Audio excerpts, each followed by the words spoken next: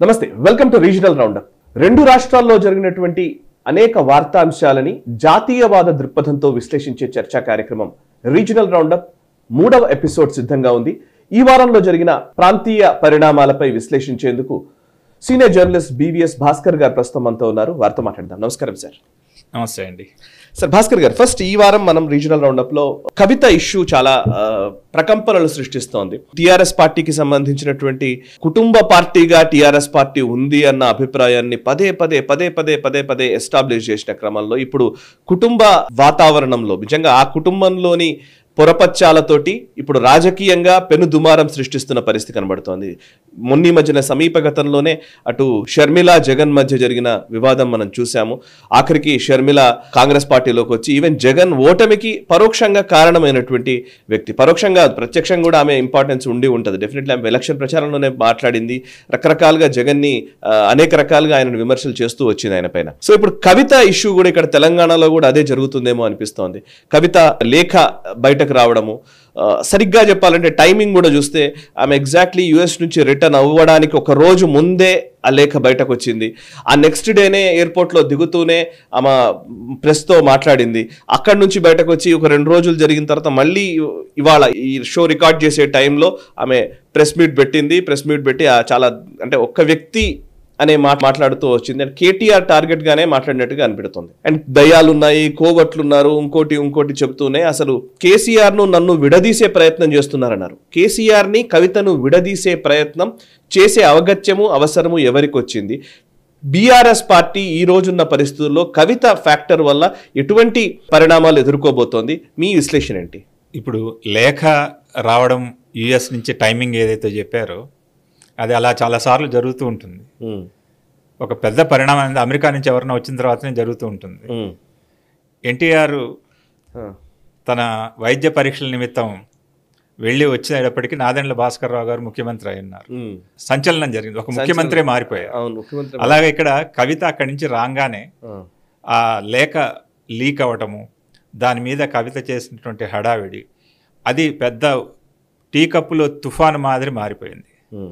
అది ఇప్పుడు ఎక్కడి దాకా వెళ్ళిందంటే కవితకి ఈరోజు అంటే ఈ రికార్డింగ్ జరిగే టైంకి షోకాస్ నోటీస్ ఇవ్వడానికి, అంటే ఆమెను బయటికి పంపేందుకు రంగం సిద్ధం చేసినట్టుగా కనబడుతోంది.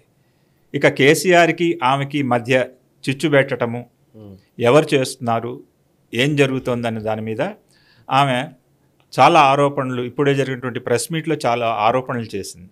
ప్రధానంగా అన్నీ కూడా కేటీఆర్ని టార్గెట్ చేసుకొనే జరుగుతోంది. కానీ ఆ పేరు మటుకు ఉచ్చరించడానికి ఆమె ఇండైరెక్ట్గా మీరే అర్థం చేసుకోండి అన్నట్లు చెప్తూ ఆమె చేస్తున్న పని కేటీఆర్ ప్లస్ సంతోష్, జోగిపల్లి సంతోష్ ఎవరైతే ఉన్నారో ఆయన వల్లే నేను జైలుకు వెళ్ళాను, నేను జైల్లో ఉన్నప్పుడే పార్టీని బీజేపీలో కలపడానికి ప్రయత్నం జరిగింది. అంటే ఆ పేరు ప్రస్తావించిందా? పేరు ప్రస్తావించకపోవచ్చు. లేదు, అవి 2 పేర్లు. ఆ 2 అనేది అందరికీ తెలుసు. ఆ పేరు ప్రస్తావించకుండా 2 పేర్లు ఎవరు నడిపిస్తున్నారు, దయ్యాలు ఎవరు, కోవర్ట్లు ఎవరు అనే విషయంలో, అంటే కేసీఆర్కి చాలా దగ్గరైనటువంటి వ్యక్తి, మంత్రాంగాన్ని వెనక నుండి నడిపించే వ్యక్తి, యంత్రాంగాన్ని మంత్రాంగాన్ని ప్రతి ఒక్క ఫోన్ కాల్ని అటెండ్ చేస్తూ ఆయనకు ఫోన్ కూడా ఇవ్వకుండా చేస్తూ జరిపించే వ్యక్తి అనేది ఎవరు కుటుంబ సభ్యుల్లో అనేది కవిత చెప్పక్కర్లేదు, పార్టీకి కూడా తెలుసు.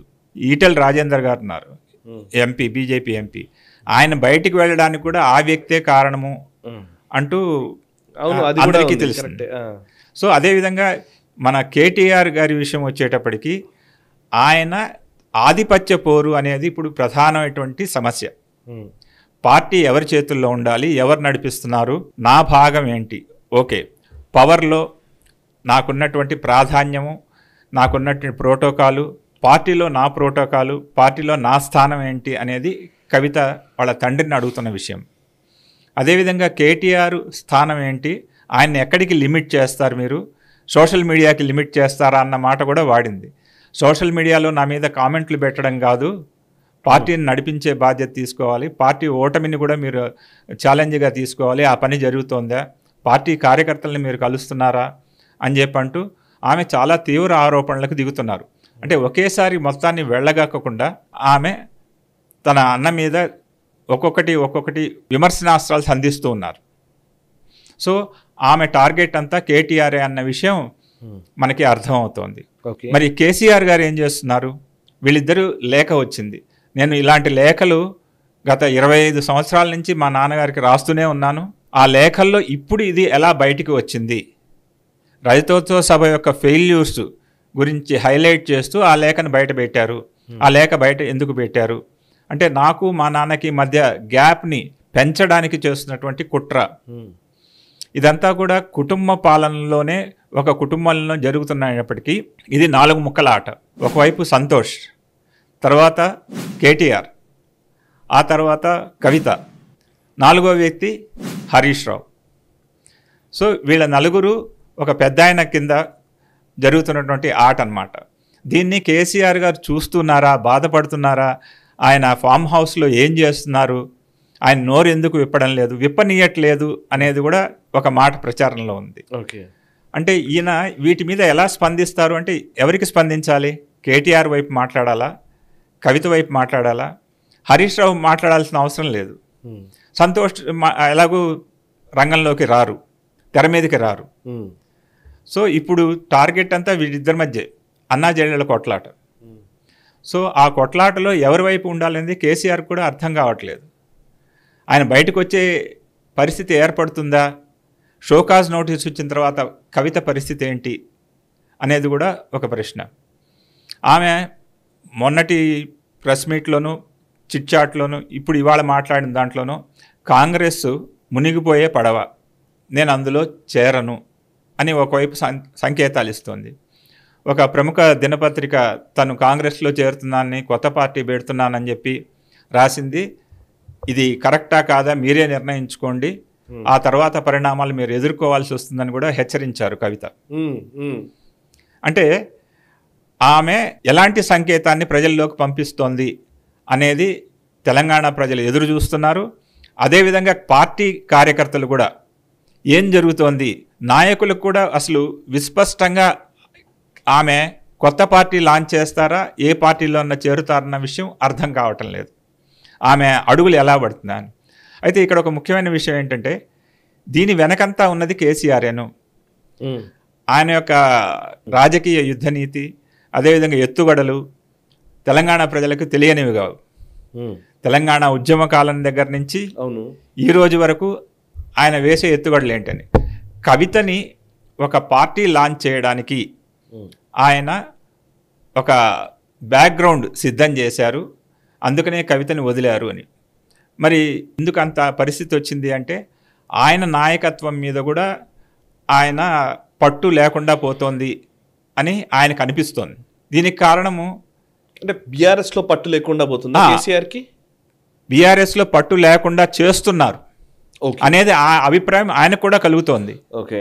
సో మొత్తం కూడా తన కుమారుడు కేటీఆర్ మీదనే అంతా నడుస్తోంది. తన్ను కూడా ఓవర్టేక్ చేసేసి కేటీఆర్ నా మాట వినడేమో, కాబట్టి తను ఎలా బయటపడాలా ఈ సంక్షోభం నుంచి అన్నప్పుడు కవితని ఒక ముందు పెట్టి ఆయన వెనక నుంచి నడిపిస్తున్నారు. కొత్త పార్టీ పెట్టడానికి కూడా ఆయన ఒక పథకం సిద్ధం చేశారు అనేది ముమ్మరంగా ప్రచారం జరుగుతోంది. అయితే ఆమె నేను ఏ పార్టీ పెట్టట్లేదు, కాంగ్రెస్లో చేరట్లేదు అని చెప్తోంది. దీనికి భిన్నంగా ఆమె జూన్ 2వ తేదీ పార్టీని, అంటే తెలంగాణ రాష్ట్ర అవతరణ దినోత్సవం రోజే పార్టీని కూడా అనౌన్స్ చేస్తారు. దానికి తగ్గ ఏర్పాట్లు జరుగుతున్నాయి. లోపల జాగృతికి సంబంధించినటువంటి ఆ సంస్థ ఏదైతే ఉంటుందో అది రాజకీయ స్వచ్ఛంద సంస్థ.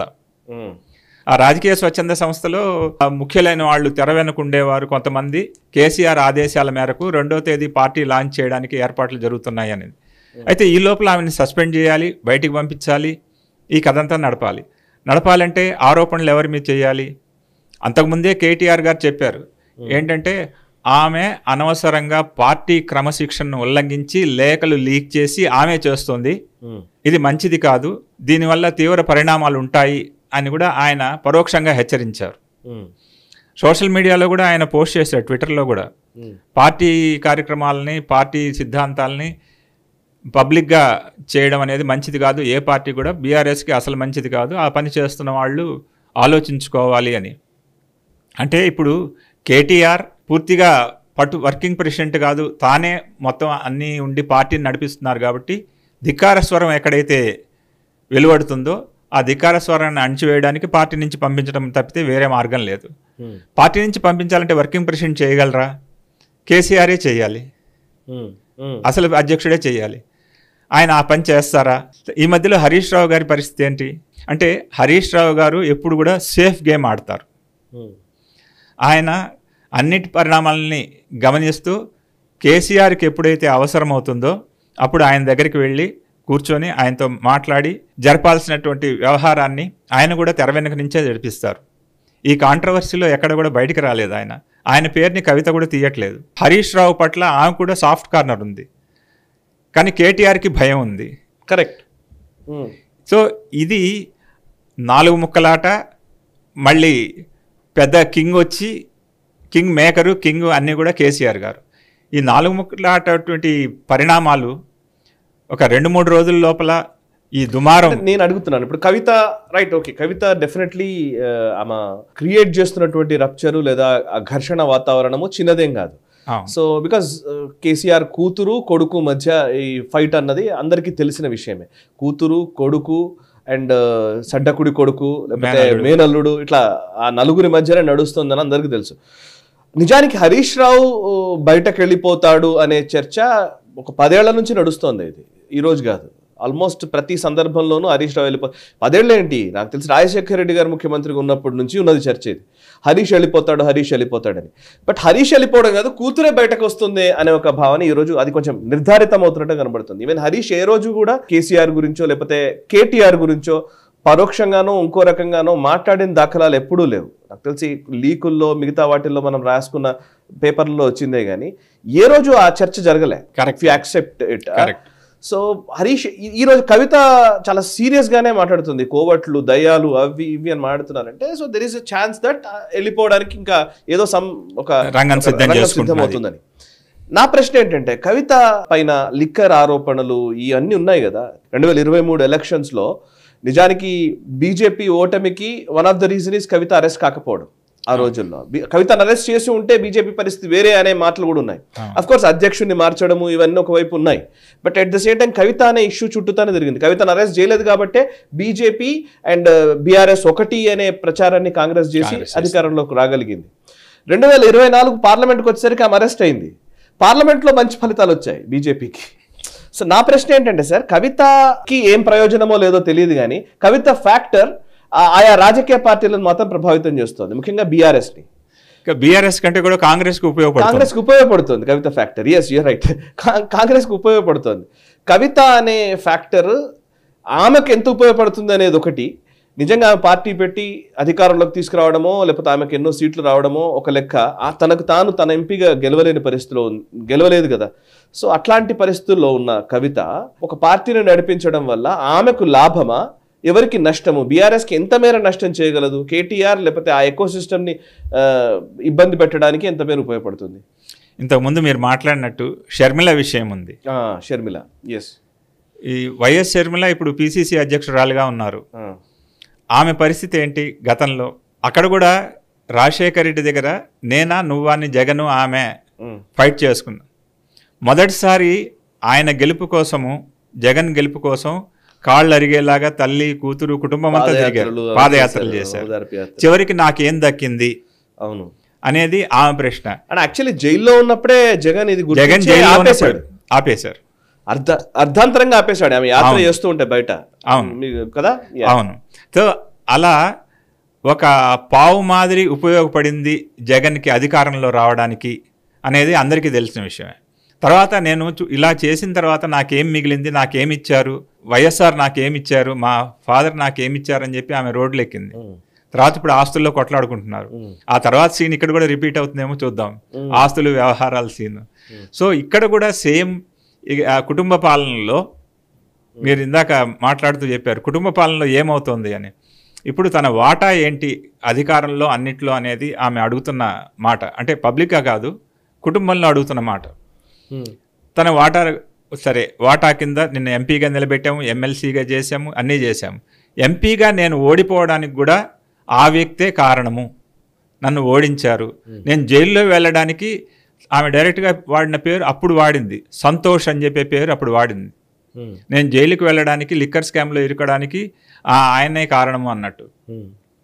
సో ఆమె యొక్క యుద్ధము కేటీఆర్ మీద మొదట యుద్ధము, రెండో యుద్ధం సంతోష్ మీద జరుగుతోంది. తర్వాత ఇప్పుడు మీరు అడిగినట్టు ఆమెకి ఏం లాభం? ఇప్పుడు పార్టీ బయటికి వచ్చిన తర్వాత, సస్పెండ్ చేసిన తర్వాత కొత్త పార్టీ పెడితే ఏం లాభం అని. అవును. సో ఆమెకి లాభ నష్టాల కంటే కూడా ఒక ప్రకంపనలు సృష్టించి ఈయనకి ఆందోళనకు గురి చేయడం, కేటీఆర్ని ఇరుకున పెట్టడం.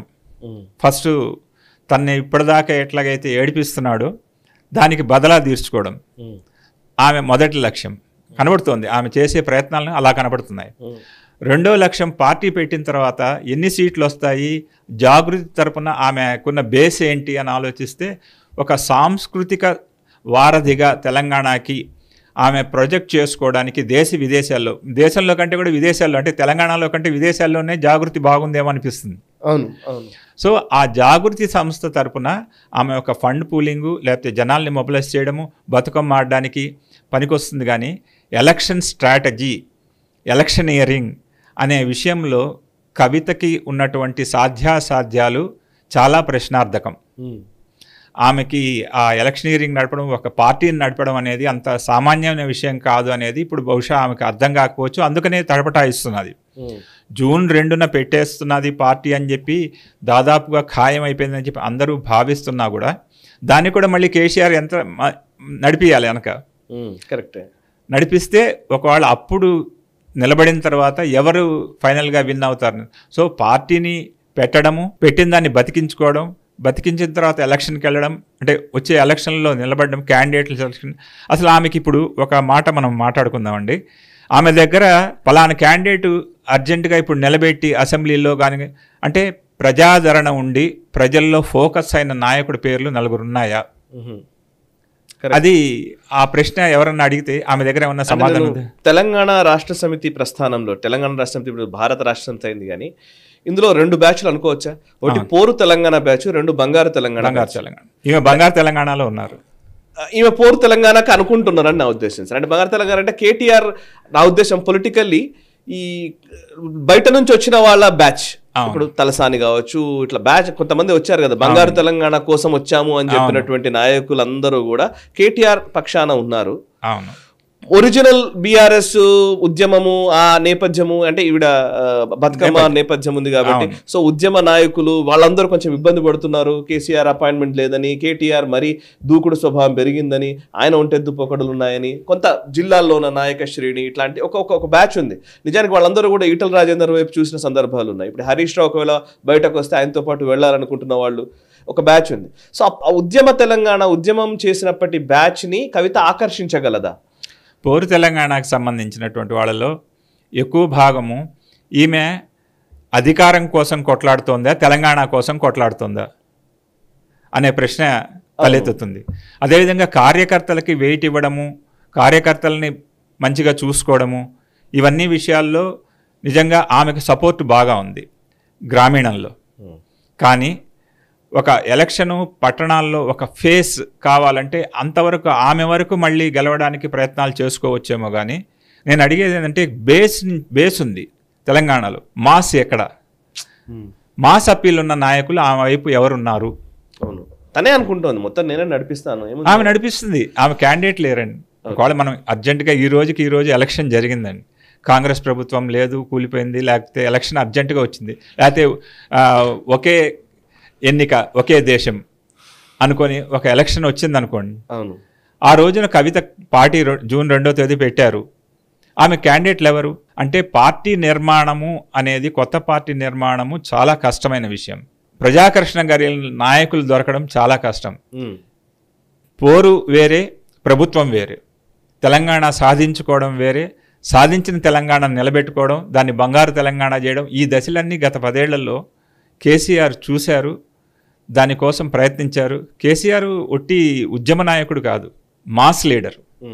మాస్ లీడర్తో పాటు అడ్మినిస్ట్రేషన్ని ఒక గదమాయించి చెప్పు చేతల్లో పెట్టుకొని ఒక లీడర్షిప్ క్వాలిటీస్, గవర్నెన్స్ మీద చాలా పట్టున్నవాడు. ఉదాహరణకి కాళేశ్వరం అరే నువ్వేందా చెప్పేది, నేను వేరే చోట కట్టిపిస్తా కాళేశ్వరం, ఇది కాదు డిజైన్ చెప్పి డిజైన్ మార్పించాడు ఆయన. నాకు తెలుసు, నేను ఇంజనీర్లు ఏం చెప్పేది ఏంది, నేను చెప్తా కదా, నువ్వేంది నాకు చెప్పేది. అందుకే కదా నదులకు నడక నేర్పినవాడు. సో అలా ప్రభుత్వ యంత్రాంగాన్ని ఒక అజమాయిషితో నడిపించగల శక్తి ఉండేవాడు. ఇన్ని క్వాలిటీస్ ఉన్న నాయకుడు ఈ రోజున ఒక కుటుంబ పాలన చట్రంలో ఇరుక్కొని విలవిల్లాడుతున్నాడు ఎవరికి సపోర్ట్ చేయాలన్న విషయంలో. సో వైఎస్ఆర్ బతికి ఉంటే ఆయన కూడా ఇలాంటి పరిస్థితి వచ్చేదేమో. కరెక్ట్. సో ఆయన కరెక్ట్. అయితే ఆ రోజు వైఎస్ఆర్ జగన్ని కంట్రోల్ చేయగలిగారు. నిన్ను రానివ్వను, నీకు ముఖ్యమంత్రి పదవి అనేది పళ్ళెంలో పెట్టి నీకు చేతికి ఇవ్వను, నువ్వు సాధించుకోవాలి, జనంలోకి వెళ్ళాలి, తిరగాలని చెప్పి గట్టిగా చెప్పాడు.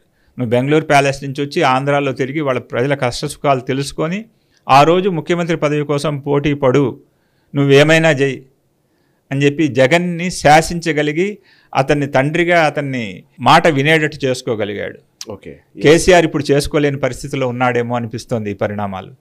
Right sir. ఇక నెక్స్ట్ అంశంలోకి వెళదాం సార్. మహానాడు గురించి మనం మాట్లాడదాం. రైట్. తెలుగుదేశం పార్టీ ఆవిర్భావ దినోత్సవ వేడుకలు ప్రతి ఏటా జరుగుతూ ఉంటాయి మహానాడు పేరిట. సో ఈ మహానాడు అనగానే తెలుగుదేశంలో ఒక కొత్త ఉత్సాహం వస్తుంది ఎప్పుడు కూడా, ప్రతి సంవత్సరం కూడా మనం చూస్తూ ఉంటాము. సో ఈ నెల రోజులు దాని సన్నాహక కార్యక్రమాలు, ఆ తర్వాత అందులో చేసిన తీర్మానాలు, వాటి గురించిన చర్చలు, ఇవన్నీ తెలుగు తమ్ముళ్ళు అని అంటారు. తెలుగుదేశానికి సంబంధించినటువంటి ఎకో సిస్టమ్ మొత్తం కూడా ఈ మహానాడు చుట్టూతానే కేంద్రీకృతం అవుతుంది.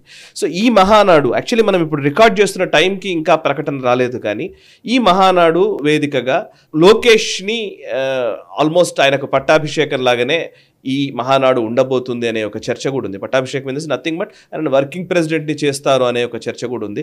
సో అది ఇప్పుడు మనం రికార్డ్ చేసిన టైంకి అనౌన్స్మెంట్ రాలేదు, కానీ but that is there in ఈ డిస్కషన్స్లో జరుగుతోంది. సో ఓవరాల్గా మహానాడు గురించి మీ విశ్లేషణ ఏంటి? ఎన్టీఆర్ గారు స్థాపించిన పార్టీ, నాకు తెలిసి మీరు అప్పుడు రిపోర్ట్ చేస్తుంటారు కదా ఆ టైం పరిణామాలు, అప్పుడప్పుడే వచ్చారు మీరు. ఓకే.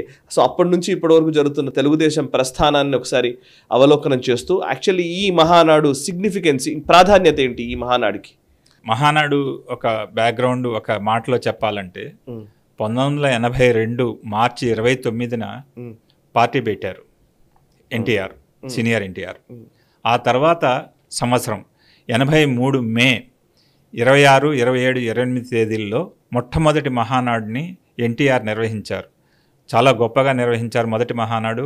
దానికి ఎల్కే అద్వానీ, ఎంజి రామచంద్రన్, మేనకా గాంధీ, జగజ్జీవన్ రామ్ లాంటి పెద్ద పెద్ద వాళ్ళందరూ కూడా, అప్పుడు రాజకీయ ఉద్దండులందరూ కూడా, రామకృష్ణ హెగ్డే లాంటి వాళ్ళు కూడా దానికి హాజరయ్యారు.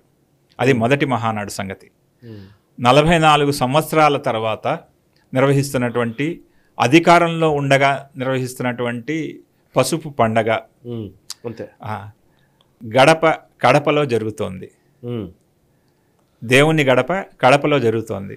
సో కడపలో ఈ రోజుతో బహిరంగ సభతో ముగుస్తుంది మహానాడు. అయితే వర్కింగ్ ప్రెసిడెంట్గా లోకేష్ని ప్రకటించడం అనే విషయంలో ఆల్రెడీ ప్రపోజల్స్ లిఖితపూర్వకంగా ప్రతిపాదనలు ధూళిపాళ నరేంద్ర ఎమ్మెల్యే, దాని తర్వాత పయ్యావుల కేశవ్ మంత్రి, వీళ్ళిద్దరూ కూడా చంద్రబాబుకు ఇవ్వడం జరిగింది లిఖితపూర్వకంగా.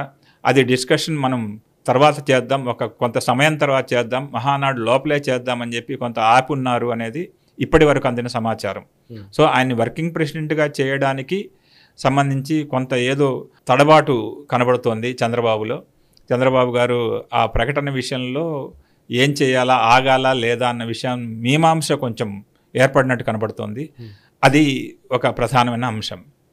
రెండవది, మహానాడులో ఈ మహానాడు ప్రతి పార్టీ వార్షిక నివేదికలు, వార్షిక రివ్యూ, ఆత్మావలోకనం ఏదైతే ఉంటుందో ప్రతి పార్టీ చేసుకుంటుంది. దానికి ప్రతిపక్ష పార్టీలు ఆత్మస్తుతి పరనింద అని చెప్పి జగన్ అప్పుడే చెప్పడం జరిగింది. మహానాడులో కొత్తదనం ఏం లేదు అని చెప్పి ఆయన ప్రకటనలు ఇవ్వటం, అంటే జనంలోకి ఫస్ట్ జగన్ మహానాడు మీద కూడా ఫోకస్ పెట్టి మాట్లాడారు ప్రతిపక్ష నాయకుడిగా. అయితే మహానాడులో ఈసారి హైలైట్ అనేది వర్కింగ్ ప్రెసిడెంట్ ఒకటైతే, అధికారంలో ఉన్నప్పుడు మనం ఏం చేయాలి, ఏం చేస్తామనే దిశానిర్దేశనం అనేది చంద్రబాబు అలవోకగా తన పరిధిలో తనకున్నటువంటి పార్టీ మీద ఉంటే పట్టుతో చెప్పిన విషయాలు, ఒక డైరెక్షన్ అనేది మళ్ళీ ఇచ్చారు. ఆ డైరెక్షన్లో ఏంటంటే అమరావతి డైరెక్షన్. అమరావతి కేంద్రంగా, అదేవిధంగా కొన్ని ప్రాజెక్టులు, నీటిపారుదల ప్రాజెక్టులు, అంటే ఈసారి ముఖ్యంగా ఆయన ఒక్కరే కేవలము అన్ని విషయాలు మాట్లాడటము అనేది కాకుండా మార్పు కనిపించింది. ప్రధానంగా ఎంపీలు, మంత్రులు, సాధారణ ఎమ్మెల్యేల వరకు అన్ని స్థాయిల వాళ్ళకి అవకాశం ఇచ్చి మాట్లాడించడం, కొద్దిసేపు అయినా కూడా 5 నిమిషాలు 10 నిమిషాలు అనేది కాకుండా మాట్లాడించారు. దాంట్లో కొత్త జనరేషన్ ఎవరైతే ఉంటారో, జిఎంసి బాలయోగి గారి అబ్బాయి, అది పెమ్మాని చంద్రశేఖర్ ఎంపీ గారు, కేంద్ర మంత్రి వారు, అదేవిధంగా మిగతా ఇంపార్టెంట్ లీడర్స్ అంటే గోరంట్ల బుచ్చయ్య చౌదరి లాంటి సీనియర్ నాయకులతో పాటు యువ గళానికి కూడా ఎక్కువ ప్రాధాన్యం ఇచ్చారు. ఇది సంకేతం ఏంటంటే నెక్స్ట్ లోకేష్కి అవకాశం వస్తే పార్టీని ఎలా నడిపించాలన్న విషయం కూడా స్పష్టంగా చెప్పారు. అదేవిధంగా ముఖ్యంగా బనకచెర్ల ప్రాజెక్టు లాంటి ప్రాజెక్టుల విషయంలో కూడా ఆయన తెలంగాణ విమర్శలను తిప్పికొడుతూ మహానాడులో మాట్లాడటం అనేది ఒక విశేషం. అంటే ప్రాజెక్టుల అనుసంధానము, నదీ జలాల అనుసంధానము, వీటి విషయంలో కూడా ఆయన మాట్లాడడం అనేది ఒక హైలైట్గా చెప్పుకోవచ్చు. అదేవిధంగా పెట్టుబడులు ఎలా తెస్తున్నాము, ఎంత అప్పు ఉంది గతంలో, ఇప్పుడు ఎంత ఉంది, మనము ఎన్ని లక్షల కోట్లు అప్పుని మనం దాటాల్సి వస్తుంది, అంటే ప్రభుత్వం యొక్క తీరు తెన్ను కూడా ఆయన ప్రస్తావించారు. ఓకే, అది ప్రధానంగా మనకు కనపడుతున్న విషయం. చంద్రబాబుకి మరొక అవకాశం ఏంటంటే నెక్స్ట్ మహానాడికి వర్కింగ్ ప్రెసిడెంట్గా లోకేష్ని ప్రొజెక్ట్ చేయడానికి కావాల్సిన గ్రౌండ్ ప్రిపేర్ చేస్తున్నారు. కానీ ఆ ఒక్క అడుగు ఏదైతే ఉంటుందో చివరి నిమిషంలో మనం ఈ టైంకి ఆ ఒక్క అడుగు వేస్తారా లేదా అనేది చివరి సంశయంగా ఒక టెన్షన్ అనేది క్రియేట్ చేసి వదిలారు. సో అది అవుతుందా కాదా అనే విషయము కొంత వేచి చూడాల్సిన పరిస్థితి కనపడుతుంది. ఆల్రెడీ 2వ రోజే ఎవరైతే ఆయన్ని జాతీయ అధ్యక్షుడిగా మళ్ళీ వెన్నుకున్నారో అప్పుడే మరి ఆయనకు కూడా పట్టాభిషేకం జరిగిపోతుందని అంతా భావించారు. కానీ ఒక క్లైమాక్స్ అనేది సస్పెన్స్గా ఉంచేశారు మహానాడులో. సో మహానాడు నుంచి అంటే బేసికల్లీ ప్రతి పార్టీ సమావేశం జరిగినప్పుడు ఆత్మస్తుతి, పరనింద అనే వ్యాఖ్యలు రావడం సహజమే, న్యాచురలే. ఎందుకంటే వైసీపీ నుంచి అట్లాంటి విమర్శలే వస్తూ ఉన్నాయి. మహానాడు అనేది నిజానికి తెలుగుదేశం పార్టీకి సంబంధించిన పండగ, తెలుగుదేశం పార్టీ శ్రేణులు చేసుకునే పండగ, అందరూ కలిసి ఒక రివ్యూ చేసుకుని ఒక కొత్త దాంతో వెళ్ళే ఒక ఈవెంట్. సో నిజానికి 2024 ఇప్పటికి చాలా అధికారాల్లో ఉన్నప్పుడు మహానాడులు జరిగాయి, అధికారంలో లేనప్పుడు మహానాడులు జరిగాయి. ఈసారి మహానాడుకు ఏమైనా ప్రాధాన్యత ఉందా? అంటే ఒక ఆస్పైరింగ్ స్టేట్గా ఇప్పుడు ఆంధ్రప్రదేశ్ ఉన్న టైంలో జరుగుతున్న మహానాడు కదా. సో ఎందుకంటే అంతకుముందు మహానాడుల్లో కూడా మనం చూసాం 2014 నుంచి 19 మధ్య 2 మహానాడులేమో కొంత పాజిటివ్గా జరిగాయి. ఆ తర్వాత అంతా కూడా ఢిల్లీ మీద వ్యతిరేకతతోటే జరిగాయి అధికారంలో ఉన్నప్పుడు. మీకు గుర్తుంటే 2017, 18, 19 ఆ టైంలో అంతా కూడా సో ఢిల్లీ లేదా కేంద్ర ప్రభుత్వం మీద, బీజేపీ మీద వ్యతిరేకతతోటే చాలా తీర్మానాలు ఆమోదించడం ఇవన్నీ జరిగాయి. బట్ ఈసారి ఒక పాజిటివ్ ధోరణి కనబడుతోంది. ఈ పాజిటివ్ ధోరణి ఎంత మేర ఉంటుంది అండ్ లోకేష్కున్న అవకాశాలను ఎంత మేర మెరుగుపరిచింది? మహానాడులో చేసిన తీర్మానాల్లో రాజకీయ తీర్మానాలు చూసుకుంటే విమర్శ అనేది కొంత జరిగింది. అంటే ఉదాహరణకి మేము గత ప్రభుత్వంలో ఉన్న నాయకుల్ని, అదేవిధంగా అధికారులని కొంత ఆలస్యమైన నేను వదిలిపెట్టను, అంటే రెడ్ బుక్కి అనుగుణంగా అనే ఆయన నోటి నుంచి కూడా నేను వదిలిపెట్టను అనే మాట వచ్చింది. కార్యకర్తలకి ధైర్యాన్ని, నాయకులకి, పార్టీ నాయకులకి, కార్యకర్తల ధైర్యాన్ని ఇవ్వడానికి వైసీపీ ప్రభుత్వంలో ఎవరి మీద అయితే దాడి జరిగిందో ఆయన అక్కడ మొదటి రోజే ఆయన చెంచయ్య గారి ఎవరైతే ఉన్నారో ఆయన వైసీపీ దాడిలో ప్రాణాలు కోల్పోయారో ఆయన పాడి కూడా మోసారు చంద్రబాబు అప్పుడు. సో ఆయన విషయంలో చెబుతూ అలాంటి కార్యకర్తలకి ఎవరైతే ఉంటుందో అండాదండగా ఉంటాను, పార్టీ వైసీపీ మీద ఖచ్చితంగా చర్యలు తీసుకుంటుంది, అప్పటి నాయకులు ఎవరైతే తప్పు చేశారో వాళ్ళని శిక్షిస్తుంది అన్నమాట ఒక రాజకీయ తీర్మానం గురించి మాట్లాడుతూ చెప్పారు. రెండవది ఢిల్లీ విషయంలో మనకి ఢిల్లీ సపోర్ట్ ఉంటే కానీ మనం అప్పుడు తప్పు చేశామేమో అనే పదం వాడారు. అప్పుడు తప్పు చేశామేమో కానీ ఈసారి మాత్రము మనకు ఢిల్లీ చాలా సపోర్ట్ చేస్తోంది. మా కళ ఏదైతే ఉందో, కళల రాజధాని, ప్రజా రాజధాని అమరావతి విషయంలో ఢిల్లీ సపోర్ట్తో మేము అద్భుతాలు సృష్టిస్తాను, నెక్స్ట్ 10 ఏళ్లకి అమరావతి ద్వారా ప్రపంచానికి ఒక ఆదర్శంగా తయారు చేస్తానన్న విషయం మళ్ళీ పునరుద్ఘాటించారు ఆయన ప్రసంగంలో. ఆ తర్వాత విషయంలో ఎలా ఉండాలి, విజన్ డాక్యుమెంట్ లాంటిది ఒకటి రిలీజ్ చేశారని చెప్పొచ్చు. ఓకే. సో ఆ విజన్ డాక్యుమెంట్లో భాగస్వామ్యము యువతకి, ఇందాక చెప్పాను, యువతకి ప్రాధాన్యం ఇస్తూ ఆయన యొక్క విజన్ అంతా కూడా చెప్పారు. లోకేష్కి ఏదైతే ఉంటుందో కొంత కుషన్ ఏర్పాటు చేయడానికి కూడా ఒక ప్రయత్నం జరిగిందండి. Super sir. ఇక ఇప్పుడు నెక్స్ట్ అంశము, ఆంధ్రప్రదేశ్లో మళ్ళీ సినిమా హాళ్ల గొడవ మొదలైంది పవన్ కళ్యాణ్ గారికి సంబంధించి. పవన్ కళ్యాణ్ సినిమా రిలీజ్ కాకముందే థియేటర్లకు సంబంధించిన బందులు ఇవి రావడము, ఇదే టైంలో జనసేనకు సంబంధించినటువంటి ఒక నాయకుడే దీని వెనకాల ఉన్న చర్చ బయటకు రావడము, ఆయన్ని సస్పెండ్ చేయడం, ఇవన్నీ జరుగుతున్నాయి. సో బేసికలీ ఈ సినిమా హాళ్ల గొడవ ఏంటి అసలు? యాక్చువల్లీ పవన్ కళ్యాణ్కి ఇప్పుడు కొత్త కాదు, ఇంతకు ముందు కూడా వకీల్ సాబ్ అనుకుంటాను ఏదో సినిమాలో ఉన్నప్పుడు, వైసీపీ ప్రభుత్వం ఉన్న సందర్భంలో కూడా, బ్రో టైంలో అనుకుంటాను, వైసీపీ ప్రభుత్వం ఉన్నప్పుడు కూడా ఆయన ఇబ్బంది పెట్టే ఒక ప్రయత్నం జరిగింది. ఇప్పుడు తాను ప్రభుత్వంలో ఉన్న, తానే డిప్యూటీ సీఎంలో ఉన్నప్పుడు కూడా ఈ సమస్య ఎందుకు వస్తోంది? దీంట్లో రాజకీయ కారణాలు అనేవి, ఒకటి డైరెక్ట్గా ఈయన ఇన్వాల్వ్ కావడం అనేది ఒక పెద్ద దుమారాన్ని లేపింది. అసలు సమస్య అంతా కూడా ఎగ్జిబిటర్లకి, డిస్ట్రిబ్యూటర్లకి, నిర్మాతలకి సంబంధించినట్టు సమస్య ప్రారంభమైంది. సో అసలు సమస్య ఎగ్జిబిటర్స్ ఏమడుగుతున్నారంటే, అది కూడా సింగిల్ థియేటర్ ఎవరైతే ఎగ్జిబిటర్స్ ఓనర్స్ ఉంటారో ఆ థియేటర్ల ఓనర్లు, ఇప్పటిదాకా మాకు రెంటల్స్ బేసిస్ మీద మాకు చెల్లింపులు జరుగుతున్నాయి నిర్మాతల దగ్గర నుంచి, అలా కాకుండా మాకు పర్సంటేజ్ ఇవ్వండి, వసూళ్ళు ఏవైతే ఉంటాయో సినిమా హాళ్ళు టికెట్ల ద్వారా వాటి నుంచి ఉంటే రెవెన్యూలో మాకు ఇంత పర్సంటేజ్ అని ఇవ్వండి అనేది వాళ్ళ ప్రధానమైనటువంటి డిమాండ్. సో దీంట్లో డిస్ట్రిబ్యూటర్లు అయితే, ఇక్కడ ప్రొడ్యూసర్స్ ఎవరైతే, సినిమా హాళ్ళ ఓనర్స్ ఎవరైతే ఉన్నారో వాళ్ళు ప్రొడ్యూసర్స్. ఆ నలుగురు ఎవరైతే ఉన్నారో మనం చెప్పుకోవాలంటే అల్లు అరవింద్, దిల్ రాజు, తర్వాత Naveen Narang, Suresh productions, Daggubati Suresh. Correct. So ఆ నలుగురు గురించి మాత్రమే అసలు గొడవంతా కూడా డిస్ట్రిబ్యూటర్లు వాళ్ళు కొట్లాడుతున్నారు. ఈ మధ్యలో ఏమైందంటే, బంద్ పిలుపు అనేది ఒకటి జూన్ 1 నుంచి సినిమా హాళ్ళు బంద్ చేస్తాం అనే ప్రకటన వెలువడింది. దాంతో వీళ్ళు ఎవరిని టార్గెట్ చేసి చేస్తున్నారు, బంద్ అసలు ఎందుకు చేస్తున్నారు అనే మూలాలు వెతకడం ప్రారంభించారు. దీనికి కారణం ఏంటంటే, జూన్ 12వ తేదీ హరిహర వీరమల్లు ఎవరైతే పవన్ కళ్యాణ్ నటించారో అది 2 ఏళ్ల నుంచి కింద మీద పడుతుంది.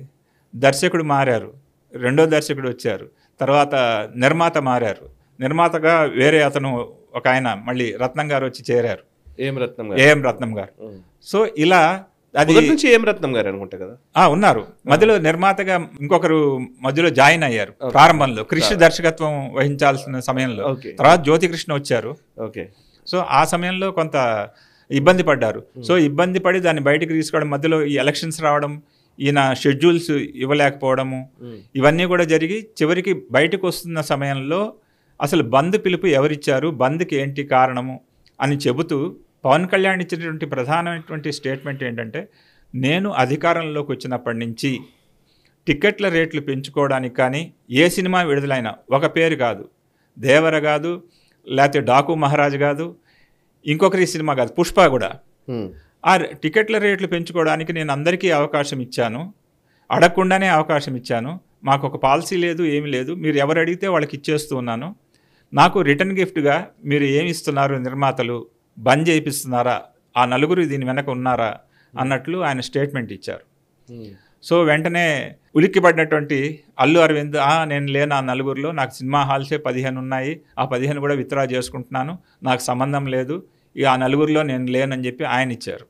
ఆ వెంటనే దిల్ రాజు ఆయన బయటకు వచ్చి, దిల్ రాజు గారు ఆయన చెప్పిన స్టేట్మెంటు, నాకు అసలు ఈ విషయం బంద్ చేస్తా అన్న విషయం నేను ప్రస్తావించలేదు, బంద్కు ఆ ప్రస్తావనకి నాకు ఎలాంటి సంబంధం లేదు. తూర్పుగోదావరి జిల్లాకు సంబంధించినటువంటి ఒక డిస్ట్రిబ్యూటరు, ఓనరు ఎవరైతే ఉన్నారో ఆయన జనసేన నాయకుడు, జనసేన పేరు పెట్టలేదు, ఒకరు తూర్పుగోదావరి జిల్లా వ్యక్తి ఈ బంద్ పిలిపిచ్చారు అని చెప్పి పత్రికాముఖంగా మీడియాకు చెప్పారు. సో దాంతో ఈయన ఎంక్వైరీ చేసుకోవడం ప్రారంభించారు పవన్ కళ్యాణ్ ఎవరు అనేది. అత్తి సత్యనారాయణ అని చెప్పి ఎవరైతే రాజమండ్రి నగర ప్రెసిడెంట్ ఎవరైతే ఉన్నారో, నియోజకవర్గం ఇన్ఛార్జ్ ఎవరైతే ఉన్నారో, ఆయన డిస్ట్రిబ్యూటర్ అనుశ్రీ థియేటర్స్ అవి ఉన్నాయి, అనుశ్రీ పిక్చర్స్, ఆయన దీనికి కారణం అని చెప్పని మొత్తానికి అది అటు తిరిగి ఇటు తిరిగి జనసేనకి మెడకు చుట్టుకునేటట్టు జరిగింది. సో పవన్ కళ్యాణ్ దీని విషయంలో మరికొంత లోతుకు వెళ్ళి అసలు ఎందుకు జరుగుతోంది ఇది అని చెప్పి ఆయన అధికారికంగా ఒక ప్రకటన ఇవ్వాల్సిన పరిస్థితి తెచ్చుకున్నారు. డిప్యూటీ సీఎంగా నటుడు వేరే, రాజకీయం వేరే, ముఖ్యమంత్రి ఉప ముఖ్యమంత్రి పదవి వేరే. సో ఆయన కార్యాలయం నుంచే అసలు సినిమా హాళ్ళు ఏంటి అంటే ఒక రకంగా ఆయన కార్యాలయం నుంచి వచ్చినటువంటి స్టేట్మెంట్ ప్రజలకు ఉపయోగపడుతుందని అనుకోవచ్చు. సినిమా హాళ్ళల్లో మీకు ఎంత రెవెన్యూ వస్తుంది, అక్కడ ఉన్నటువంటి క్యాంటీన్లో పరిస్థితి ఏంటి, పార్కింగ్ ఏంటి, మీకు వస్తున్న రెవెన్యూ ఏంటి, ఇవన్నీ కూడా క్వాలిటీ ఉన్నాయా, అసలు మీరు థియేటర్స్ సరిగా మెయింటైన్ చేస్తున్నారా లేదా. జిల్లాల్లో మామూలుగా జాయింట్ కలెక్టర్ ఎవరైతే ఉంటారో ఆ జాయింట్ కలెక్టర్ ఆధ్వర్యంలో మొత్తం వీటన్నిటి తనిఖీలు ఇవన్నీ నిర్వహిస్తూ ఉంటారు. ప్రస్తుతం అవన్నీ లేవు. అక్కడ ఉండేటువంటి పరిస్థితులు మనకు తెలుసు. ఒక మల్టీప్లెక్స్లు తప్పితే, మల్టీప్లెక్స్లు ఒక ధరలు నిర్ణయం అనేది మనకి ఇక్కడ తెలంగాణలో జరిగింది, ఆంధ్రాలో మల్టీప్లెక్స్. కానీ సింగిల్ థియేటర్స్ విషయంలో ఇప్పటికీ కూడా చాలా అసౌకర్యాలు, చాలా ఇబ్బందులు ప్రేక్షకులకు ఉన్నాయి. వాటికి చెక్ పెట్టడానికి ఒక జీవో లాంటిది, ఒక నోటీస్ లాంటిది ఇవ్వడం అనేది పవన్ కళ్యాణ్ కార్యాలయం చేసింది. అదేవిధంగా హోంమంత్రితో కూడా మాట్లాడింది కందుల దుర్గేష్, ఎవరైతే సినిమాటోగ్రఫీ మంత్రి ఉన్నారో ఆయన కూడా మాట్లాడి ఈ విషయంలో జోక్యం చేసుకున్నారు. కానీ అంటే ఇలా ఒక అధికార యంత్రాంగం, అధికారులు, ప్రభుత్వ నేతలు ఒక సినిమా హాళ్ల విషయంలో ఎంటర్ అవ్వడం అనేది చాలా తక్కువగా జరిగే సందర్భం. ఈయన నటుడు కాబట్టి ఆ పర్యవసానం ఏర్పడింది. అదేవిధంగా జగన్ అయితే వీళ్ళని మెలిపెట్టడానికి ఒక గుర్తు చేస్తున్న జగన్ విషయంలో జరిగింది. సినిమా హాళ్ళు టికెట్ల విషయంలో ఆయన అన్నీ కూడా చాలా ఎక్కువ ఉన్నాయి అని చెప్పి సువోమోటోగా అంటాం మనం. సువోమోటోగా ఆయన తీసుకొని 75 రూపాయలు మీరు బెంచి ఉండాలా, బాల్కనీ 120 రూపాయలు ఉండాలి, అదేవిధంగా తినుబండారాల రేట్లు ఇలా ఉండాలి అని చెప్పి సినిమా హాల్లో టికెట్ల రేట్లన్నీ తగ్గించేసారు సడన్గా. అప్పుడు హైదరాబాద్ నుంచి నాగార్జున గారు, చిరంజీవి గారు మొత్తం అందరూ కలిసి వెళ్ళి ఆయన్ని చాలా బతిలాడుకొని, బతిలాడి గడ్డం పట్టుకొని బాబు ఎలాగైనా మమ్మల్ని బతికించు అని చెప్పి అడిగిన సందర్భం. ఆయన వెళ్ళిన సందర్భంలో అసలు ఆయన కాలు మీద కాలేసుకొని కూర్చున్నారు. చిరంజీవి లాంటి వాళ్ళకి అసలు ఇవ్వలేదు. రాజమౌళి గారిని మీరెవరని చెప్పి అడిగాడు జగన్. వాళ్ళందరినీ కనీసం లేచి బయటకు పంపించడం, సాగనంపడం, వాళ్ళ వీడుకోలు కూడా పలకలేదు అనే పెద్ద ఎత్తున విమర్శలు, గొడవలు జరిగాయి. అంటే ఆయన తన కాళ్ళ దగ్గరికి రప్పించుకునే పరిస్థితి చేశారు సినిమా టికెట్లు తగ్గించి. కరెక్ట్. అట్లాంటి పరిస్థితి నుంచి నేను మీకు పెంచుకోండి మీరు టికెట్లు అని చెప్పి నేను స్వచ్ఛందంగా నేను చెప్తే మీరు నాకు ఇలా రిటర్న్ గిఫ్ట్ ఇస్తారా అని చెప్పి పవన్ కళ్యాణ్ ఆక్రోశం వెలిపించి తదనంతరం పరిణామాలన్నీ కూడా ఇలా జరిగాయి. ఆఖరికి చివరికి వాళ్ళ అంబటి రాంబాబు గారు కూడా నేను స్టేట్మెంట్ ఇచ్చారు. ఈయన వీరమల్లికి వీరతాడు వేయాల్సిందేను. అవును, ఒక ట్విట్టర్లో ట్వీట్ చేశాడు. ట్విట్టర్లో ట్వీట్ చేసి వీరతాడు వేయాల్సిందేను, ఈయన పరిస్థితి ఇలా ఉంది, సినిమా హాళ్ళు వాటి విషయంలోనే జోక్యం చేసుకునే పరిస్థితి వచ్చేసిన చివరికి ఆ స్థితికి దిగజారిపోయాడు అన్నట్టుగా ఆయన్ని ట్వీట్ చేశారు. ఇక్కడ చివరిగా ఒక విషయం చెప్పాలంటే సినిమా హాళ్ళ బంద్ విషయంలో, బంద్ జరిగినా జరగకపోయినా కూడా ప్రజలకు ఉపయోగపడేది, నిర్మాతల కంటే కూడా ప్రజలకు ఉపయోగపడేది ఒక రివ్యూ అయితే జరిగింది సినిమా హాళ్ళు నిర్వహణ వాటి విషయంలో. రెండవది అసలు సమస్య అనేది ఎటుపోయిందో ఇప్పటిదాకా బయటికి రాలేదు. ఇప్పుడు రెంటల్స్ ఇస్తారా వాళ్ళకి, సింగిల్ థియేటర్స్ వాళ్ళకి రెంటల్స్ కొనసాగిస్తారా ఇప్పుడున్న పద్ధతిని, లేదంటే కమిషన్ బేసిస్ మీద కమిషన్ ఇస్తారా అనేది ఇది మిద్దంగా తేలలేదు. ఎవరికి వాళ్ళు ఒళ్ళు దాచుకోవడానికి, వాళ్ళ మీద దెబ్బ పడకుండా ఉండడానికి దిల్ రాజు, అల్లు అరవింద్ లాంటి వాళ్ళు ప్రయత్నం చేశారు. అసలైతే ఇంకా సురేష్ ప్రొడక్షన్స్, నారంగ్ వాళ్ళు ఇంకా బయటికి రాలేదు. ఆ నలుగురిలో వీళ్ళిద్దరూ బయటకు రాలేదు, వీళ్ళిద్దరు మాత్రమే బయటకు వచ్చారు. ఓకే. సో అసలు సమస్య అనేది ఇంకా అక్కడే ఉందేమో అనిపిస్తున్నది. Wonderful sir.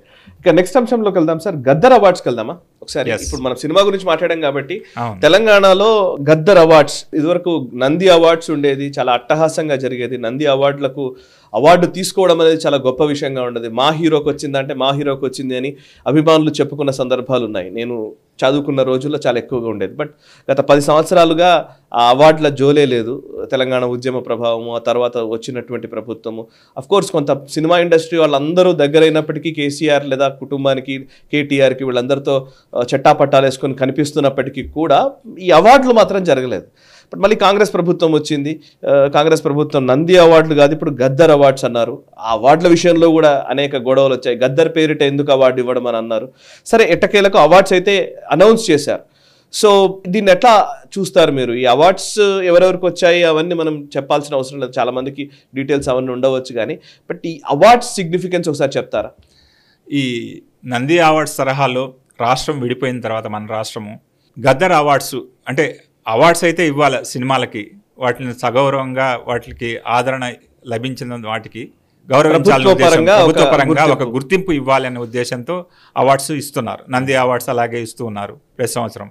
అది కూడా ఒకరోజు జగన్ గవర్నమెంట్లో 2 సార్లు వాయిదా పడటం, మళ్ళీ ఇవ్వటము అలా ఇబ్బందికరంగా జరిగాయి.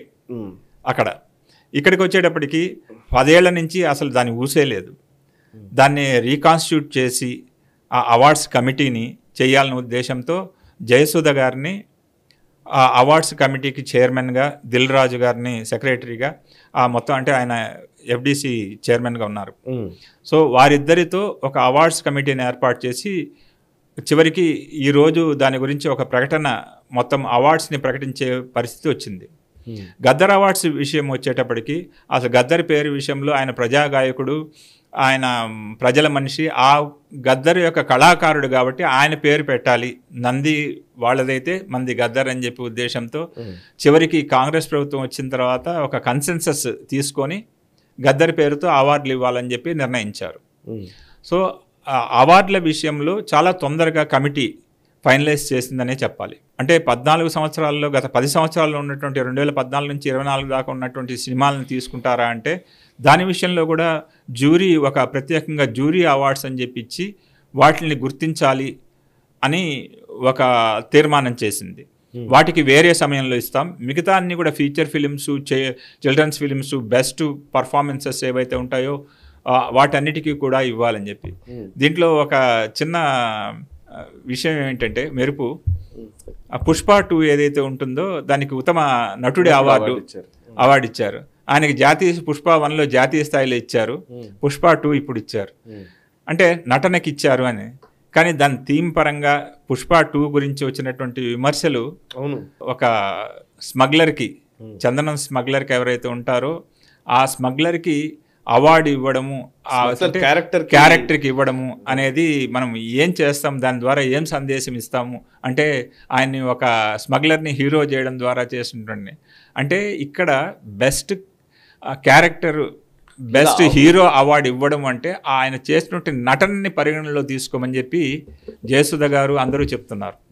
అంటే పెద్దలందరూ కూడా, అంటే అక్కడ నటన ప్రధానం, ఆయన చేసిన క్యారెక్టర్, అంటే క్యారెక్టర్ యొక్క ప్రభావం ప్రజల మీద ఉంటుంది అనేది ప్రధానమైన అంశమైనప్పటికీ కూడా ఇప్పుడు ఇస్తున్న అవార్డు మాత్రము ఆయన యొక్క నటన, ఆ క్యారెక్టర్లోకి ఎలా నటించాడు, ఎలా ఒదిగిపోయాడు అన్న విషయంలో ఇస్తున్నటువంటి ఒక గౌరవం. సో ఆ రకంగా చూసుకుంటే ఆయన నటనకి ఇచ్చారేమో అని చెప్పి అనుకోవాలి. అదేవిధంగా మంచి సినిమాలకు కూడా ఈసారి చోటు లభించింది. లక్కీ భాస్కర్ అనేది ఏదైతే ఉంటుందో ఆ లక్కీ భాస్కర్ సినిమాకు కూడా వాళ్ళు అవార్డు ఇవ్వటము, రజాకర్కి కూడా ఇచ్చారు. రజాకర్ సంగీతం విషయంలో రజాకర్కి కూడా ఇచ్చారు.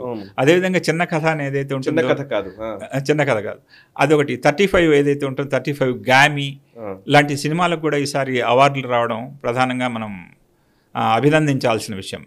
అంటే జ్యూరీ అన్నవి ఎప్పుడు మాస్ హీరోలు లేకపోతే పెద్ద పెద్ద హీరోలకే అవార్డులు వస్తున్నాయి అనే దగ్గర నుంచి నిదానంగా మారుతోంది ట్రెండ్. ఆ ట్రెండ్ మార్పులో తెలంగాణ కొత్తగా వచ్చినటువంటి కమిటీ ఏదైతే ఉంటుందో అవార్డుల కమిటీ కొంత వ్యత్యాసం చూపించింది.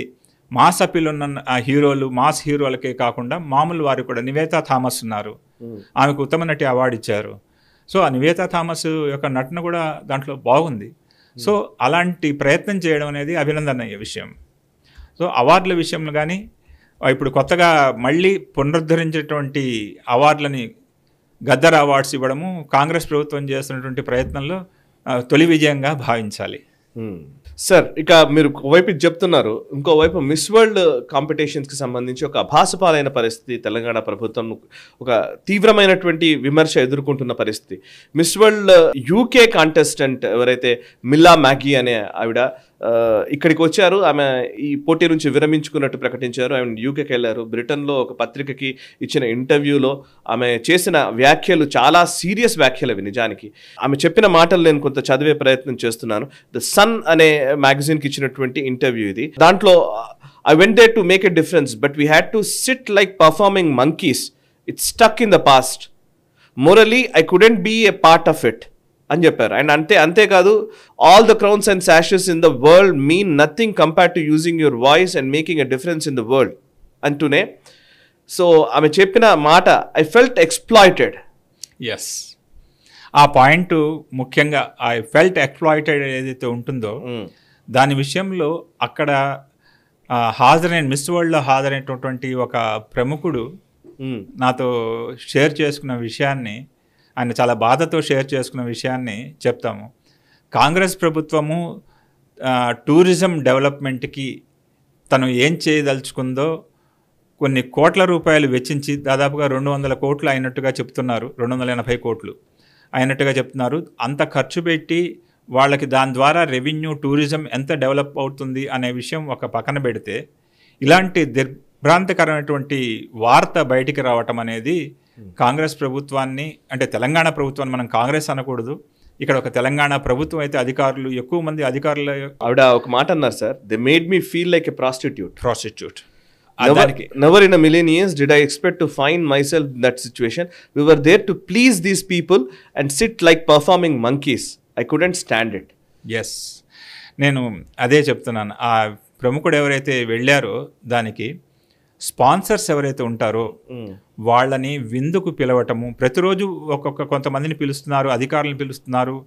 ఈ ప్రభుత్వం దానికి ఖండన ఇస్తూ చెప్తుంది ఏంటంటే, మేము అందరూ కూడా అక్కడ ఐఏఎస్ అధికారులు, ఐపీఎస్ అధికారులు, అలాంటి పెద్ద పెద్ద పోస్టులలో ఉన్నటువంటి ఉన్నతాధికారులు అందరూ ఉన్నారు, వాళ్ళ ఫ్యామిలీస్తో వచ్చారు, ఈమె ఇలా ఆరోపించడం ఏంటి, అది కొంతవరకు నిజమై ఉండొచ్చు. కానీ మిగిలిన భాగం చూస్తే, ఆమె చెప్పిన విషయం, మ్యాగీ చెప్పిన విషయం చూస్తే, ప్రాస్టిట్యూట్స్కి అనే దానికంటే కూడా ఆ స్పాన్సర్స్ మమ్మల్ని, మా శరీర భాగాల్ని ఎక్కడంటే అక్కడ టచ్ చేశారు, వారితో కొంత సమయం గడపమనంటే అక్కడ డిన్నర్ దగ్గర అనుకున్నాము, ప్రైవేట్గా కొంత సమయం గడపమని చెప్పి కూడా మా మీద ఒత్తిడి వచ్చింది అనే విషయాన్ని ఆమె చెప్పడంతో పాటు అక్కడ ఉన్నటువంటి ఒక వ్యక్తి కూడా చెప్పడం జరిగింది, షేర్ చేసుకోవడం జరిగింది నాతో. సో కాబట్టి అక్కడ జరిగిన విషయాలు ఏవైతే ఉంటాయో వాటిల్ని మనం సీసీ కెమెరాల్లో చూసి నిర్ధారిస్తారా, అలా జరిగిందా లేదా అనే కంటే కూడా ఒక కళంకం అయితే ఈ మిస్ వరల్డ్ అనేటువంటి కాంపిటీషన్లో ఒక పెద్ద మచ్చ అనేది మ్యాగీ ప్రకటన ద్వారా ఏర్పడింది.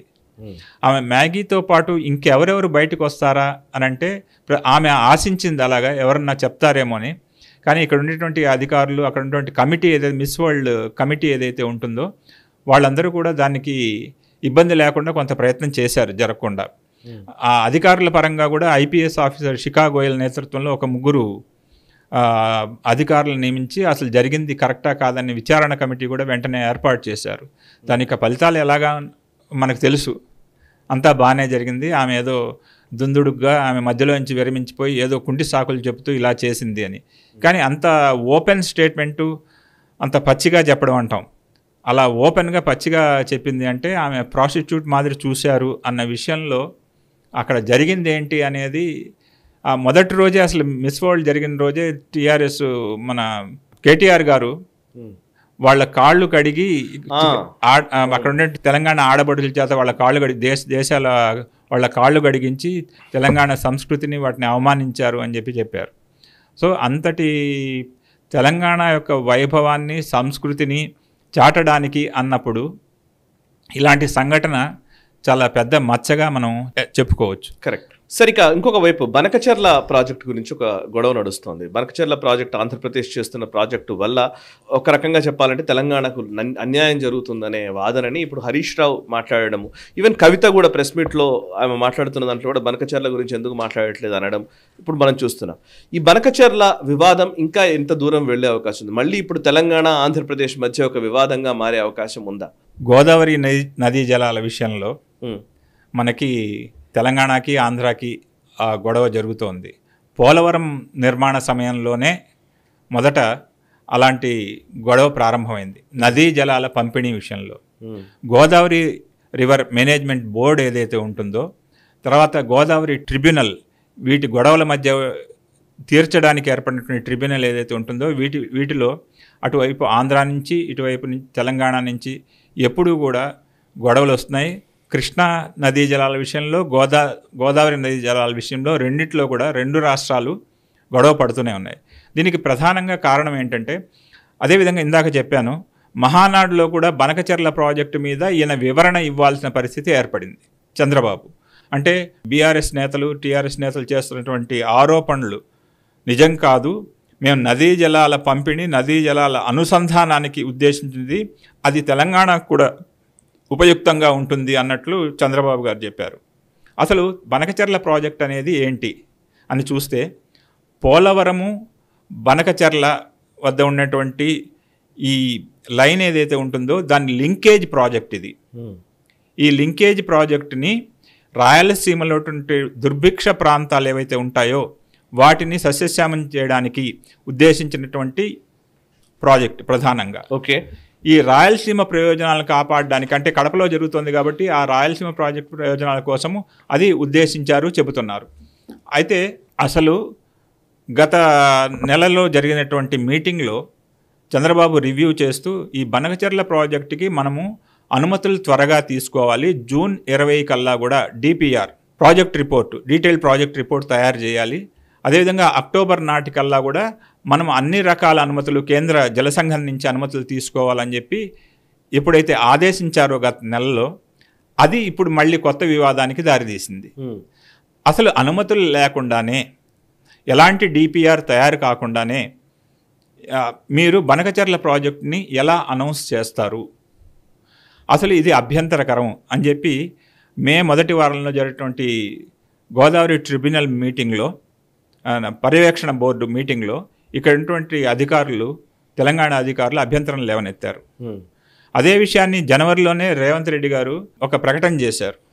దీని విషయంలో నేను ఎంతకైనా పోరాడుతాను, రాబోయే నీతి ఆయోగ్ మీటింగ్లో కూడా దీని గురించి ఖచ్చితంగా నిలదీస్తాను, అప్పుడు వెళ్ళి కలిసినప్పుడు ప్రధాని అందరినీ కూడా దీని విషయంలో ఆపాలని, బనకచెర్ల ప్రాజెక్టు చేపట్టకూడదని నేను ఆంధ్రాని ఆదేశించేటట్లుగా బోర్డు ఏదైతే ఉంటుందో పర్యవేక్షణ బోర్డు ఆదేశించడం, కేంద్రం నుంచి నేను ఆదేశాలు తీసుకొస్తానని ప్రకటన చేశారు జనవరిలో.